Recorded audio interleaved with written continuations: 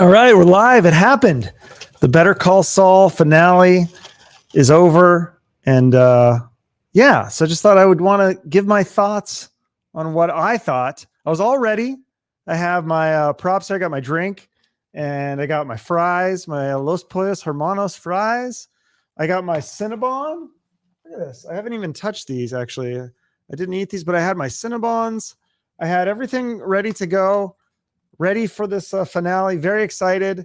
Really started to get more into this show. I feel like this past season, just because it seems like there hasn't been a lot of good shows on. So I was really excited to see how this whole thing gets wrapped up and how they tie it together with Breaking Bad. And of course, there's the rumor that, they're going to have the Breaking Bad characters, Jesse and Walt, which they had in the last episode. And so spoiler, we are going to get into the finale. So if you haven't watched it, turn this off because you're going to be spoiled. Also, the other prop, I don't know if you can see this, my sweatshirt. Can you see that?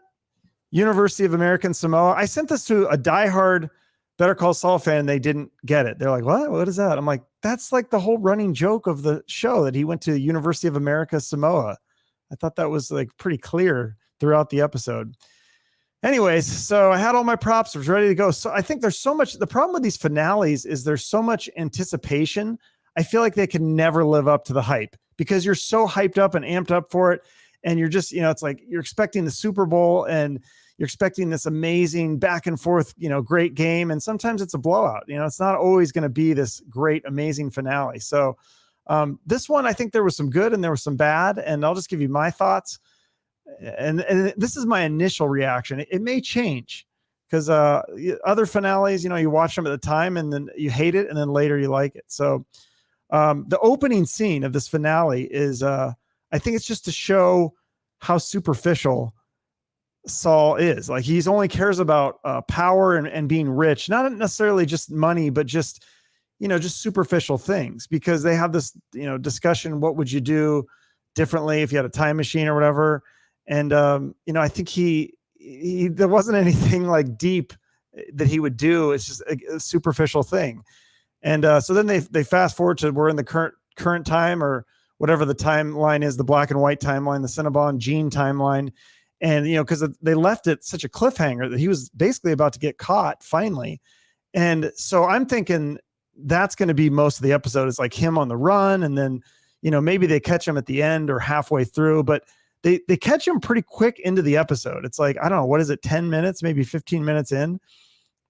And it's very anticlimactic. I will give it points for surprise because he's in the dumpster and I'm thinking, okay, like what's he going to do now? And then the cop knocks on the dumpster and I'm like, wait, how's he going to get out of this? Like, oh, that's it. They got him. Like he's captured. So I didn't see that coming because I think in the trailer for this episode, they teased that he's going to call the vacuum guy, Robert Forster's character. And so I'm thinking, okay, he's going to be on the run again. And, I was thinking a lot more. And then there was a part of me that worried. I was like, oh, I hope this episode isn't just a whole like court episode about the trial and stuff. Cause that's not really what I wanted to see, but pretty much that's what we get. And I will say it starts off with the trial stuff, the deposition. He throws a big curveball because they have Hank's widow there. And he says, no, bring her into the room. And then what he's wheeling and dealing with these district attorneys and what he came up with, I think was actually really clever. And then they go into flashback, a couple flashbacks in this episode, besides the beginning one with Mike. Now they go into a flashback with Walter White. And he's having kind of a similar conversation that he had at the beginning with Mike about time travel and, what would you do differently? And, Saul's regret is Walter's regret is obviously not being part of this major company that makes it big and how he could have been successful. And he never would have had to, make meth and all this. It would have totally changed his life. And then Saul's regret is that he did a slip and fall scheme where he hurts his knee. And that's like his biggest regret. And Walter White's like, really? Like that's what you take away.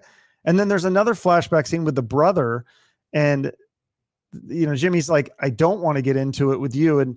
But they do tease like the brother's reading the H.G. Wells, The Time Machine. So there's a lot of this time machine and what if, and I think it's kind of set out to make you think about what if you live your life differently? What if you could change things and all that? But if you think about it, like for me, Saul was he's such a superficial character. Like, and they kind of show that he doesn't really care about that stuff. So anyways, they go back to the trial thing.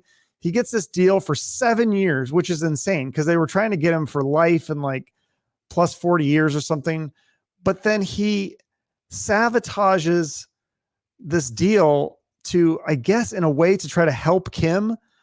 And this is the part of the episode where they kind of lost me, because I don't think anybody would do that. I don't think, especially Jimmy, Saul, whatever his name is, that just did not sit well with me. I don't think that character cared about anyone but himself. And also, if you think just from a practical standpoint, if he could have gotten out in 7 years, he could have made more money, probably not being a lawyer, but I mean, he could have found out some sort of scam, or he'd find a sales job or something where he could have made money and helped Kim financially. Because that was kind of the thing, that she wasn't going to go to jail or anything. It was just mostly a financial thing from what I understood.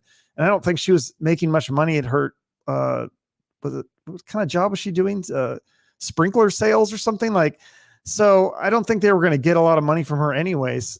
So somehow he kind of took a grenade for her, I guess. But I don't know if that makes any sense to me. It just didn't sit well with me. But overall, I thought the episode, it had a great start. They really like hooked me in at the beginning. And it had a pretty good buildup. But then that last part where he takes the grenade for Kim and does the long-term deal where he's got to go to jail for 86 years. I just kept thinking there was going to be more, like, okay, now what? And that was just kind of it. And, they're showing the black and white, and that was kind of interesting that they show the black and white scene, and then, they're smoking the cigarette, Kim and Saul. And if you notice, the cigarette is lit, it's in color. Everything else is black and white. So I think they're trying to make it seem like, Jimmy, Saul, whatever his name is this week, he's just so in love with Kim that, this is why he did it. And the flame is still burning between them. And I don't know. I don't see that was part of him, but maybe that's what they wanted to portray with the character. Because if you remember, the last thing they showed with Jimmy and Kim was him signing the divorce papers, and he acted like he didn't care. So was that all just an act? Because it seems weird that years later, he's still going to change his life this drastically for her. I don't know. I just don't know if I buy that, but maybe it will make sense to me with time, because I know for the Seinfeld finale, when I saw that originally, I hated it. And, but now I watch that and I think it's really actually brilliant, because they finally paid for all the crimes and they had to face everything, and they kind of relived it throughout the series. All the things that they had done finally caught up to them.